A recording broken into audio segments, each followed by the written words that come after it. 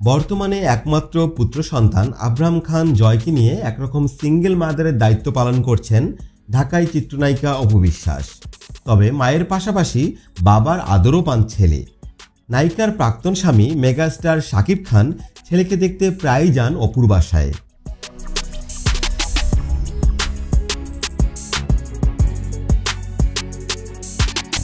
সাধারণত তারকা মহলে ঈদের পরে কাজের চাপ অনেকটাই কমে যায়।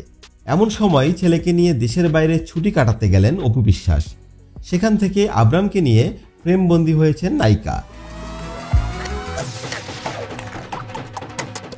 8 এপ্রিল আব্রাহামের সঙ্গে বেশ কয়েকটি ছবি সামাজিক যোগাযোগ মাধ্যমে শেয়ার করে নেন অপু বিশ্বাস। ছবিগুলোতে দেখা যায় সন্তানকে নিয়ে সিঙ্গাপুরের মারলায়ন পার্কে অবস্থান করছেন অভিনেত্রী। সিংহের মূর্তির পাশে দাঁড়িয়ে ফ্রেমবন্দি হয়েছেন মা ও ছেলে।